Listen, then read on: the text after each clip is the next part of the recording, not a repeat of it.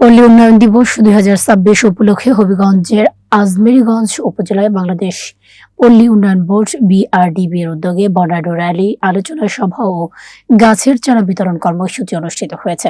সোমবার উপজেলা প্রশাসন ও বিআরডিবির আয়োজনে দিবসটি উপলক্ষে বিভিন্ন কর্মসূচি পালিত হয়।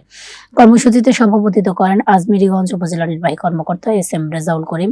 সার্বিক তত্ত্বাবধানে ছিলেন উপজেলা পল্লী উন্নয়ন কর্মকর্তা বিশ্বজিৎ দাস এবং অনুষ্ঠান সঞ্চালনা করেন উপজেলা প্রকল্প বাস্তবায়ন কর্মকর্তা পিআইও জাহাঙ্গীর আলম। অনুষ্ঠানের শুরুতে একটি বর্ণাঢ্য র্যালি উপজেলা সদরের প্রধান সড়ক প্রদক্ষিণ করে। পরে উপজেলা পরিষদ মিলনায়তনে অনুষ্ঠিত আলোচনা সভায় স্বাগত বক্তব্যে পল্লী উন্নয়ন কর্মকর্তা বিশ্বজিৎ দাস বিআরডিপির বিভিন্ন উন্নয়নমূলক কার্যক্রম, ঋণ ও সঞ্চয় কর্মসূচি, দক্ষতা উন্নয়ন প্রশিক্ষণ এবং গ্রামীণ জনগোষ্ঠীর আর্থ সামাজিক উন্নয়নে সরকারের গৃহীত বিভিন্ন উদ্যোগ তুলে ধরেন।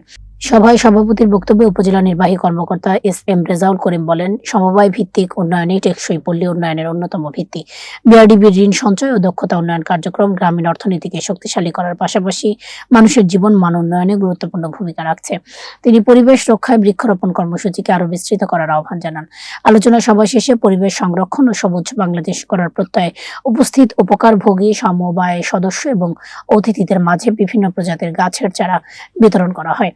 অনুষ্ঠানে জানানো হয়, আজমেরীগঞ্জ বিআরডিবি প্রতিষ্ঠার পর থেকে এ পর্যন্ত উপজেলার 223টি সমিতি দল গঠন করা হয়েছে।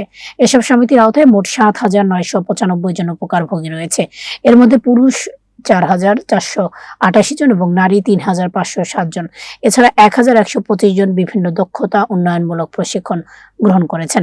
বর্তমানে উপজেলা বিআরডিবির ঋণ তহবিলের পরিমাণ 1,06,34,000 টাকা। এ পর্যন্ত 5,30,53,000 টাকা ঋণ বিতরণ করা হয়েছে। এর মধ্যে 4,43,16,000 টাকা আদায় হয়েছে। বর্তমান সঞ্চয়ের পরিমাণ 36,17,000 টাকা এবং গ্রাজুয়েট সদস্যদের সংখ্যা 50 জন।